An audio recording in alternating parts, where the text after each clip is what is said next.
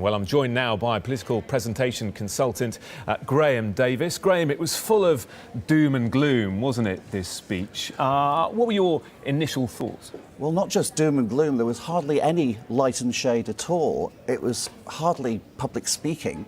It was more like public shouting and public lecturing and finger waving, which is quite difficult to take for an hour and a quarter. It was almost as if he was deliberately trying to depart from 8 years ago when an incoming president accepting a nomination was trying to show the bright, light road to Damascus. He was showing how dark hope might have to be under a Trump presidency. Yeah. It was interesting, wasn't it, that it began with this grand entrance. It's something that Donald Trump is so good at, making a big entrance. He is, but of course, we've sort of got used to American speakers sometimes coming in and joining in the applause of the audience. But really, he can sometimes look like a slightly overexcitable game show guest. And then eventually, he almost slips into self-parody when he joins in with the chants of USA, USA, and he almost turns into his own spitting image puppet. Yeah, a bit like Donald Trump, come on down sort of thing, isn't it? Absolutely. Let's have a listen to some of it, because one thing he was very keen to do, and one thing he needs to do, is appeal to those who feel alienated by politics. Let's have a listen. Every day, I wake up determined to deliver a better life for the people all across this nation that have been ignored, neglected, and abandoned. These are people who work hard, but no longer have a voice. I am your voice. Yeah, there's that finger again, isn't it? I am your voice. What did you make of that? Well, of course, he would say, I am with you, I am your voice, I am the only person who can offer a solution. It was all focused towards him.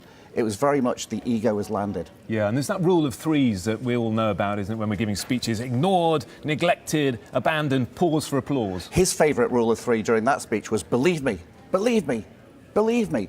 But of course, when he does it all the time, if you repeat a phrase too often, you actually devalue it with each repetition. And sometimes he really should stick to what's on the autocue instead of trying to ad-lib something new on the hoof. Yeah. Do you think he turned it round? Because we had the plagiarism issue at the convention, we had the booze cruise, didn't we? Do you think he managed to turn things round? Well, there was no hint of plagiarism in this speech. This was very much Donald Trump in your face all the time. There was no conviction gap at all between what he really thinks and what he said. You can't doubt his sincerity. You can sometimes doubt his stability. Yeah. It was a rousing finish as well. Should we take a listen to that? To all Americans tonight, in all of our cities and in all of our towns, I make this promise. We will make America strong again. We will make America proud again. We will make America safe again. And we will make America great again. God bless you and good night. I love you. He's so good at this, isn't he? But, you know, all that sort of hands in the air, I love you. Is it presidential? Well, this was the only part of the speech where he actually made it sound as if the Republicans, the people in the hall, the people in the country, and possibly non-Republicans could actually be a team rather than just the Donald Trump show. When he tries to do that, yes, he's trying to bring people in, but actually there's just the hint of people being pushed away at the same time. Yeah, there is always that fear, isn't there, that when he uses that massive rhetoric and the arms are out, that's going to put some people off. It is, but actually there were some very specific details that I felt were actually successfully appealing to people beyond the hall, like, for instance, saying that there should be a choice in education, a choice in healthcare, veterans looked after better, and there was a particularly warm cheer when he talked about the need for making the TSA security staff at airports treat people like human beings again. Right, yeah, which is something everyone feels probably. He's really struggled with women, hasn't he? And that's always been a big issue. And you could argue that one of the highlights of his speech wasn't even him, but it was his daughter. Let's listen to that. At my father's company, there are more female than male executives. Women are paid equally for the work that we do, and when a woman becomes a mother, She is supported, not shut out. There is someone who performs extremely well. She was so focused, poised and controlled. There were times during her speech that I wondered whether the wrong Trump was running for president.